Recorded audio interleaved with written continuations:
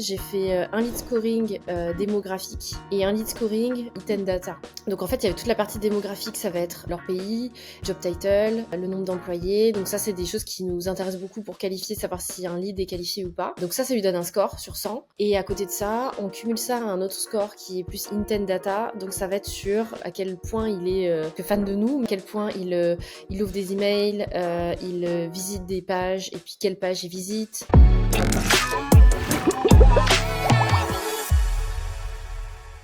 Allez, c'est parti. Nouvel épisode de Squeeze and Scale et aujourd'hui, on va parler d'email nurturing avec Megan, la VP marketing de chez Figures. Bienvenue dans le podcast, Megan. Merci beaucoup Eric pour l'invitation. Avec grand plaisir, ça fait un petit moment qu'on discutait par message interposé et Tout à fait. Pour être honnête, donc je disais qu'on allait parler d'email nurturing et je pensais pas du tout faire un podcast là-dessus car je pense qu'on est tous plus ou moins d'accord aujourd'hui pour dire que la buyer journey, elle est tout sauf linéaire et pourtant tu as des résultats assez incroyables. De mémoire, c'était 100 à 200K par mois de pipe avec ta stratégie d'email nurturing. Et Oui. je me suis dit qu'il fallait creuser. Donc, trop hâte d'en parler ensemble. On va être obligé de partager la recette secrète. Hein. Allez, c'est parti. Commençons par le contexte. Tu m'as dit en préparation de l'épisode que c'était une de tes premières actions quand tu es arrivé chez Figures. Qu'est-ce qui a fait que tu as estimé que c'était le bon pari? C'était quoi le contexte à l'époque? Oui, alors moi je suis arrivée dans les premières employées chez Figures. J'étais la 7e si je me trompe pas. Et en fait, il y avait absolument quasiment rien de marketing qui était fait. En fait, il y avait une freelance qui était là, je crois, 2 jours par mois. Donc, enfin voilà, c'est rien. Et donc en fait, il y avait des grosses attentes en termes de lead generation et autres. Et en fait, je me suis dit il faut mettre d'abord, faut pas mettre la charrue avant les bœufs, et donc il faut vraiment être sûr que les leads qui vont rentrer chez nous, en fait, ils seront pris en charge parce qu'ils seront pas forcément pris en charge par l'équipe commerciale, et donc être capable de les garder en fait un peu en top of mind tout le long un peu de leur cycle de vie chez nous. Et donc c'est comme ça que j'ai dans mes premières actions chez Figures mis en place du lead nurturing pour être sûr justement que ces leads-là soient pris en charge et tombent pas dans une benne quelque part dans HubSpot indéfiniment et qu'on n'entende plus parler, quoi. Peut-être pour donner encore un peu plus de contexte là-dessus, d'où est-ce que venaient les leads et de quelle taille de deal et on parle en fait avec Figures parce que clairement ça a un impact. Oui, alors ça a changé entre le moment où je suis arrivée et même maintenant. Donc moi, quand je suis arrivée, on visait principalement des startups, donc c'était vraiment du SMB. Et maintenant, on est beaucoup plus sur du mid-market et de l'enterprise. Donc mes cycles n'ont pas changé. Mes cycles n'ont pas changé, je change un peu le contenu forcément, mais en fait la pratique, enfin la construction même du cycle et même la stratégie de lean nurturing en tant que telle n'a pas changé malgré la taille de boîte. Et tu avais déjà fait du lead nurturing avant, enfin c'est quelque chose que tu avais déjà expérimenté et tu t'es dit bon, je sais que ça marche et donc j'y vais. Oui, en fait, j'ai passé beaucoup de temps en B2C. J'ai dû passer peut-être 7 ans avant d'arriver en B2B. Et c'est là-bas, et notamment chez Home Exchange, où j'étais en charge notamment de la partie conversion, fidélisation. Et c'est là où j'ai commencé à avoir un peu une histoire d'amour avec l'email. Et donc, en fait, c'est après je l'ai perpétué, je vais dire, après dans mes autres boîtes côté B2B. Et du coup, je savais que ça fonctionnait. Et donc, du coup, et je sais que c'est aussi sous-estimé. Et que c'est souvent une des stratégies un peu les dernières à être mises en place. Et donc, du coup, moi, j'ai voulu le mettre en place dès le début. On a le contexte. J'aimerais bien que tu nous fasses vivre un petit peu de l'intérieur le setup. Ça m'intéresse de savoir comment est-ce que tu t'y es pris étape par étape pour passer de j'ai pas d'email nurturing à j'ai une séquence qui tourne et des résultats. Vraiment bien nous dire un petit peu comment est-ce que tu as conçu, je dirais, la stratégie globale. Et après, on rentrera dans le détail. Oui, alors j'ai commencé un peu. Enfin, après, moi, je pars du principe que je fais un peu de test and learn. Donc, j'ai construit au début mon cycle avec. Donc, j'ai fait un premier cycle de nurturing pour toutes les personnes qui venaient. Enfin, c'est encore le cas d'événements, webinars, e-book, ce genre de choses, ou même quiz. On a un quiz aussi qui tourne sur le site. Toutes ces personnes-là après rentrent dans ce cycle. Et en fait, ensuite, j'ai beaucoup de branches à mon cycle pour en fait selon les les thématiques de chaque contenu. Donc par exemple, je vais avoir la thématique transparence des salaires, je vais avoir la thématique grille de salaire, la thématique revue de salaire, voilà, toutes les thématiques un peu RH auxquelles on aborde. Et en fait, dans chaque branche, après, tu as 4 emails distincts, où en fait donc du coup qui sont vraiment liés à la thématique par laquelle la personne est rentrée. Donc c'est du personnalisé sans être du ultra personnalisé, mais en tout cas on est sur quand même la personnalisation, parce qu'on sait que par exemple la transparence des salaires ça les intéresse, donc du coup on va continuer de leur parler de ça. La seule chose commune pour ces différents cycles, enfin tous ces différentes branches, je dirais, des cycles, c'est un email, l'email numéro 2, où je me présente. Juste je dis bah voilà, moi c'est Mégane, je m'occupe du marketing chez Figures. Je vais vous envoyer X contenu dans les prochaines semaines autour de la rémunération. Si jamais vous avez des idées de contenu à mettre en avant, ou que voilà vous aimeriez qu'on parle de quelque chose, n'hésitez pas à répondre à cet email. Et donc en fait voilà, vraiment tout simple. Et c'est l'email qui fonctionne le mieux de ma séquence. Et c'est l'email sur lequel j'ai le plus de réponses. Et en plus j'ai des réponses, des fois je pense que les gens pensent que ce n'est pas automatique. Et ils me répondent, en plus, enfin c'est trop gentil, du coup je leur réponds déjà à chaque fois, mais vraiment, oh merci beaucoup, ah je vous dirai sans faute si j'ai des idées de contenu. donc donc du coup vraiment c'est super sympa. Et donc ça après voilà, c'est ma base de lead nurturing. Et en fait une fois qu'ils sont passés donc par les 4 emails, je les tag dans HubSpot, donc je leur ajoute un tag en disant qu'ils sont passés par le lead nurturing. Ça du coup on pourra en parler plus tard, mais du coup moi ça me permet après de voir du coup justement mes KPI et un peu le ROI du lead nurturing. Et ensuite, s'il n'y a pas d'action de leur part, genre création vraiment d'un deal, donc création d'une opportunité commerciale, sous 90 jours, ils repassent dans un deuxième cycle de lead nurturing. Celui-ci, il est commun pour tous. Je fais vraiment des sujets de rémunération un peu au global qui pourraient plaire à tout le monde, en tout cas tout RH qui est dans mon cycle. Et après, c'est terminé en soi. Juste après, ils reçoivent des emails marketing un peu classiques, type newsletter. On a 2 newsletters. Ensuite, on envoie toujours des invites pour des événements parce qu'on a au moins un webinaire par mois. Donc après, il reste quand même, voilà, un peu nurture, on va dire, mais pas dans un cycle vraiment à part entière. Ok, super. Tu me fais les questions, les réponses, c'est parfait. Non, j'ai quand même des questions là-dessus. Tu vois, tu as parlé du fait d'avoir différentes branches dans ta séquence Oui. d'email nurturing. C'est quoi le juste milieu entre je segmente et j'ai des branches suffisamment pertinentes et j'en ai beaucoup trop et ça devient une usine à gaz à maintenir et ça manque d'impact in fine. Oui, c'est la grande question que je me suis posée, parce que je voulais faire vraiment au début de l'ultra personnalisé, mais tellement personnalisé en mode aussi où, par exemple, si la personne n'a pas ouvert, par exemple, 3 emails, en fait, après, du coup, je check et il n'a pas le même quatrième email, par exemple. Donc je voulais vraiment faire ce genre de choses, et en fait ça devenait vraiment enfin sachant que je suis toute seule dans l'équipe marketing, enfin je bosse avec beaucoup de freelance, mais je suis quand même toute seule, et surtout pour les mailings je suis la seule à m'en occuper. Ça devenait vraiment trop compliqué à gérer. Donc du coup c'est pour ça que je suis restée dans la personnalisation par thématique. C'est très gérable parce que je dois en avoir en tout, je dois avoir allé 6 branches. Donc 6 branches, voilà, avec des emails un peu différents. Et après voilà, en fait mes emails aussi ils sont très, je vais dire, straight to the point. En fait c'était un test que j'avais fait au début et finalement ça marche très bien, donc je suis restée là-dessus. C'est vraiment un email texte, donc il n'y a pas du tout de design. Un email texte, il y a voilà, formule de politesse, bonjour, bonjour Intel, 2-3 phrases à peine. Franchement, des fois il n'y en a que 2, juste pour remettre le contexte, leur dire voilà, vous avez regardé tel webinar sur la transparence des salaires, ninani. Justement, on a eu plein de questions sur tel sujet sur la transparence des salaires. On vient d'écrire un article sur le sujet. Bonne lecture. Voilà, typiquement ce que j'envoie. Et en fait, ça fonctionne très bien. Donc en fait, au début, je l'avais fait pour aussi une question de praticité. Parce que je me suis dit, attends, j'ai pas mal d'emails à écrire. J'en ai pas 50, mais j'en ai quand même une petite dizaine. Je vais aller vraiment straight to the point. Et en fait, ça fonctionne très bien. Donc je me suis dit, mais pourquoi je vais m'embêter à mettre du design ou à faire des emails plus longs tant que cela marche. En fait, restons comme ça. Donc ça me permet d'avoir une bonne balance entre la personnalisation et m'éviter de me prendre aussi trop de temps. Ouais, donc là, pour l'instant, aujourd'hui, tu es sur des emails full text avec du Ouais, contenu associé ouais. qui marche bien. Donc 4 emails. 4 emails, c'est pas non plus. Mais en même temps, comme tu l'as dit, ton cycle de vente, il est pas. Il est de combien de temps? Enfin, il Alors, s'étale sur ça combien de mois? dépend, mais ouais, généralement, on est sur 2-3 mois.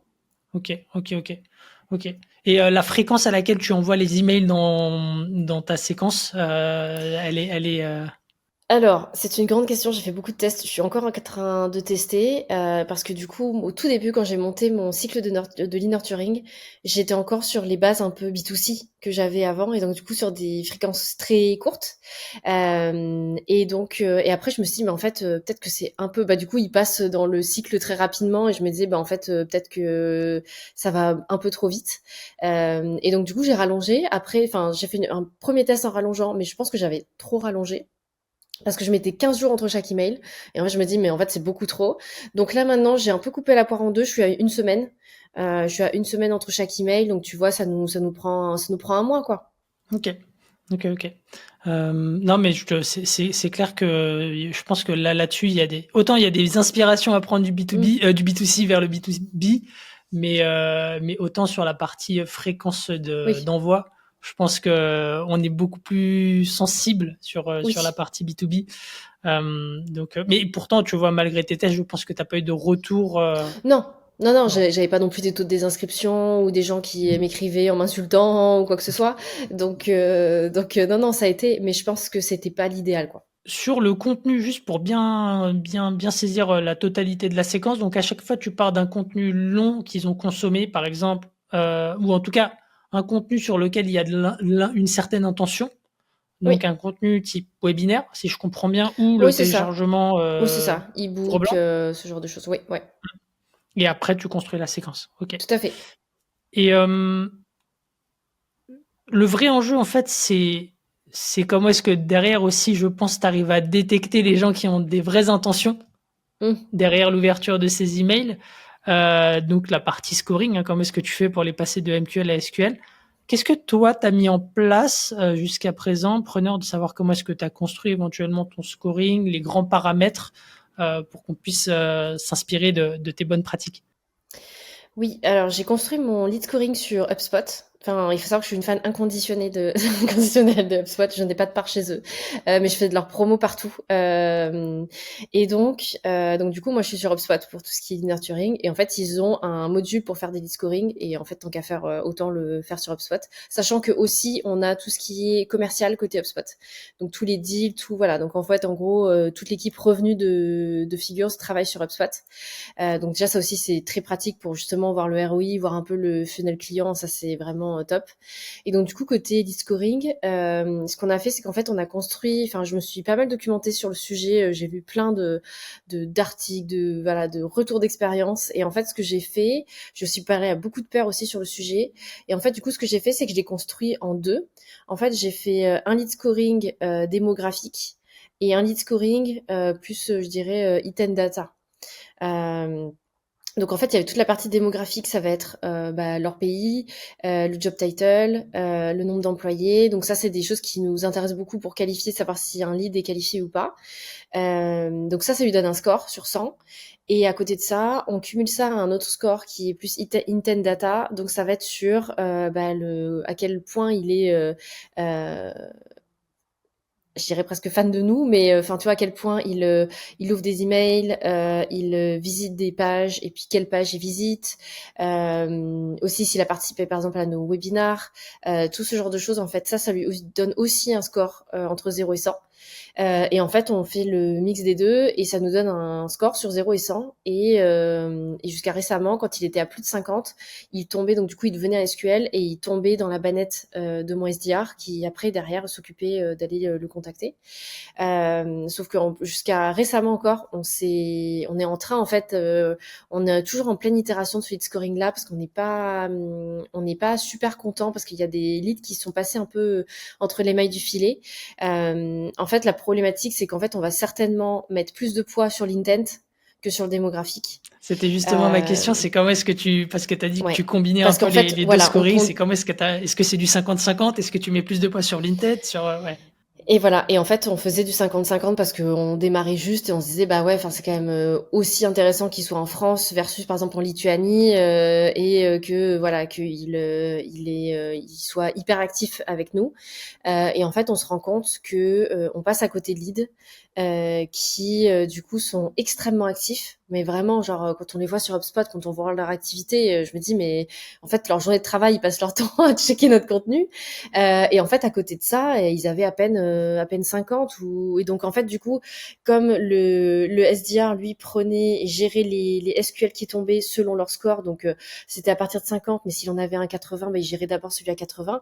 Mais en fait, ça se trouve, celui de 80, il était bien parce que, en fait, c'était une boîte de 500 employés en France et le mec était DRH. Mais en fait, il avait ouvert un email ou peut-être un email, enfin, un peu plus qu'un email, versus quelqu'un qui était en France ou qui était en Angleterre, qui avait 100 employés et par contre qui était hyper fan de nous et qui était vachement prêt à du coup avoir une conversation avec nous.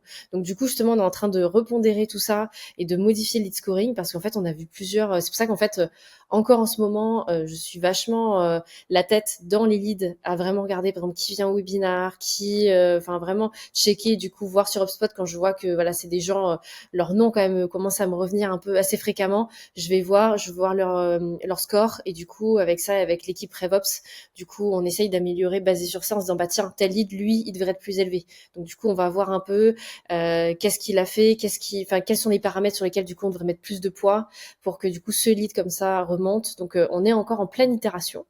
Mais en tout cas, voilà, je pense qu'on a trouvé, on commence à trouver le bon bout. Ah, c'est intéressant comme tu as dit. Je pense que c'est de l'optimisation, en continu, là-dessus parce que, bah, tu peux pas non plus faire, des tests, chaque mois. Enfin, il faut que tu aies un niveau de recul qui soit suffisamment important pour faire des tests et puis après, je pense il y a le sentiment que tu peux avoir en temps réel en appréciant justement l'activité des prospects. Donc non, ça c'est super intéressant.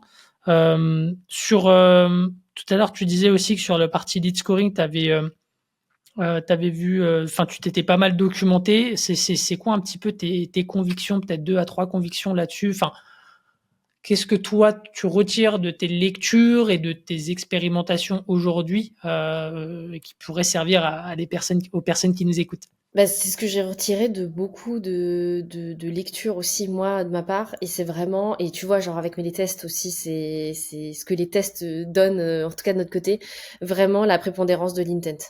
Vraiment, et puis la first party data. Parce que du coup, on a réussi, en fait, on a pas mal du coup, de nos outils qui sont pluggés sur HubSpot. Donc, que ce soit notre outil de webinar, par exemple, Contrast, du coup, qui nous permet d'avoir beaucoup d'infos. En plus, on a aussi refait tout ce qui était plan de tracking et autres. Donc, ça nous permet d'avoir vraiment toutes les infos sur, enfin, en tout cas, hein, on peut pas avoir toutes les infos, mais en tout cas un maximum d'infos sur le funnel du lead. Et ça, en fait, l'intent, enfin, le côté démographique, c'est important, mais en fait, l'intent, enfin, moi, je conseillerais plus que tout en tout cas, les bonnes pratiques, d'être sûr d'avoir vraiment un bon plan de tracking et de pouvoir traquer au maximum tout ce qui se passe, que ce soit sur les ads, tu vois, côté LinkedIn et tout, je peux voir, enfin, du coup, je vois quels pubs ils ont vu, etc. Tu vois, avoir des outils aussi qui se pluguent sur HubSpot, enfin, en tout cas, sur son CRM, sur lequel, ou en tout cas, sur l'outil sur lequel on utilise pour faire lead scoring, parce que vraiment, l'intent data, je pense que on n'a pas encore fait tout ce qui était voilà pondération entre ça et le démographique, mais clairement c'est game changer, quoi. Hmm.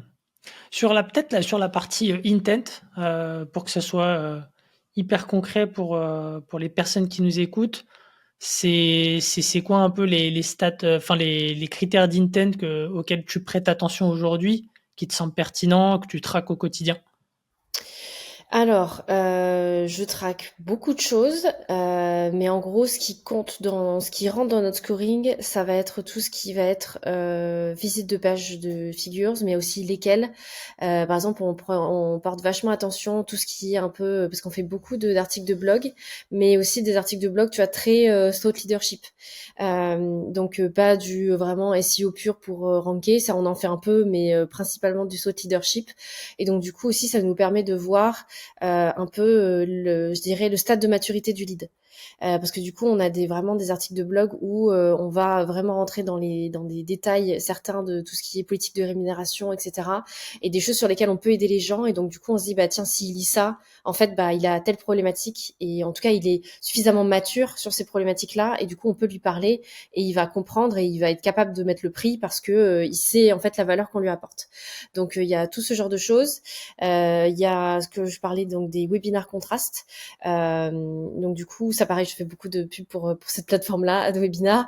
Mais j'adore ce qu'ils font. Et en plus, ils sont plugués avec HubSpot, donc c'est très pratique. Et du coup, moi, ça me permet de voir aussi à quel point ils sont du coup réguliers dans nos événements. Je peux voir aussi s'ils ont participé, s'ils ont pas, ou si c'était juste du replay, combien de temps ils ont participé. Donc ça aussi, ça me permet aussi d'avoir une certaine granularité, en tout cas dans en tout cas son intention. Qu'est-ce qu'on a d'autre? Du coup, je disais, on a les ads. Donc du coup Google Ads et LinkedIn Ads, savoir du coup s'il a interagi avec une des ads, sachant qu'on a différents formats sur LinkedIn Ads aussi. Donc est-ce que c'était du conversation ads, est-ce que c'était juste de l'ads un peu statique? Qu'est-ce qu'on a d'autre? On a les ouvertures des emails forcément, ouverture clic des emails, et je crois que c'est tout. Je crois que c'est tout, mais c'est déjà pas mal parce que, en fait, déjà les gens qui arrivent un peu à faire, bon, il y en a très peu qui font 100% de tout ça, mais en tout cas, si on arrive à avoir des gens qui font au moins 70% des actions que je t'ai citées, c'est quand même généralement des bons leads. Ouais, c'est des gens dont tu as quand même confiance sur le fait qu'ils Oui, ils vont te répondre et qu'ils vont être ouverts à la discussion ouais, par la tout à suite. fait. Top. Merci beaucoup. Sur la partie justement chiffres, ROI, donc comme je le disais, entre 100 et 100 cas de pipe par mois avec cette stratégie, comment est-ce que tu arrives à savoir justement que la séquence, enfin, c'est quoi ta philosophie sur l'attribution? Tout à l'heure, tu disais donc qu'ils avaient un tag à la fin de chaque séquence. Hein, voilà. Preneur de, parce que on entend beaucoup de choses là-dessus. Je pense que la vérité, chacun se l'approprie, et donc très curieux de savoir comment est-ce que toi tu fais pour te dire, bah, en fait, c'est vraiment le marketing qui a influencé ce deal-là. Le sujet d'attribution revient toujours. J'ai l'impression qu'à chaque fois qu'on parle marketing, le sujet d'attribution revient forcément. J'ai des cauchemars sur l'attribution. Euh, en fait, comment ça marche? Donc, du coup, donc pour parler attribution, chez Figures, on a une attribution de first touch. Mais first touch dans un délai de, on va dire, 10 mois, 10-12 mois. Après, on se dit, en fait, quand ça fait 10 mois, bon, bah, en fait, c'est peut-être, en fait, là, après, on prend le last touch. Du coup, en fait, ça, c'est, enfin, moi, déjà, je suis preneuse qui n'est pas forcément de vérité, comme tu disais, en fait, c'est hyper linéaire et il y a plein d'impacts.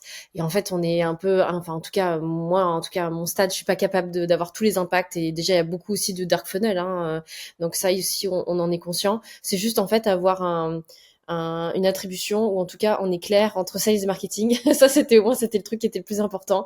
Donc là on est aligné, on est clair, il n'y a plus de bataille. Donc voilà, c'est pas parfait, mais au moins c'est le cas. C'est en tout cas c'est clair pour nous. Et donc du coup l'email marketing, comment il rentre en jeu en côté attribution. Donc du coup comme je te disais, donc voilà j'ai fait le tag. Et en fait, moi, du coup, ça me permet, j'ai fait ce tag-là principalement pour suivre derrière des rapports sur HubSpot. Donc, j'ai pas mal de dashboards. Et en fait, je regarde notamment le nombre de... Donc, je regarde plein de choses pour mes cycles nurturing. Par exemple, le nombre de personnes qui rentrent chaque mois pour savoir un peu la fréquence. Que des fois, en fait, quand j'ai un peu une baisse, justement, je me dis, bah tiens, est-ce que, un, il y a un problème dans mon cycle. Deux, est-ce que, bah en fait, on n'a pas... Enfin, il y a des contenus peut-être qui fonctionnent moins. Par exemple, sur LinkedIn, des lead magnets. Et donc, du coup, bah, est-ce qu'il faut renouveler? Enfin bref, donc moi ça me permet aussi de voir et de gérer un peu ça, et surtout de montrer l'influence du marketing et des emails sur la création de pipe. Donc en gros, moi j'ai un dashboard qui me permet de voir le nombre de deals créés avec des gens en tant que principal interlocuteur et qui sont passés par le lead nurturing. Donc je dis pas, moi je dis jamais genre voilà le lead nurturing c'est sûr c'est grâce à ça que ça a créé, mais je suis persuadée qu'en tout cas ça influence et que ça a permis en tout cas d'influencer dans la bonne direction la personne qui a créé le deal. C'est un des nombreux touchpoints pour moi qui voilà a permis d'influencer ça. Et donc du coup moi je sais que je le rapporte beaucoup aussi ce chiffre-là en interne parce que souvent en fait c'est assez flou de pourquoi en fait pourquoi on fait ça, est-ce que ça fonctionne, quelle est l'influence du marketing et de ce genre de un peu de tactiques qui sont pas des ads ou des trucs voilà qui sont très lead gen. Et donc du coup voilà ça permet un peu d'avoir des idées claires et un revenu entre guillemets clair sur en tout cas l'influence du email marketing.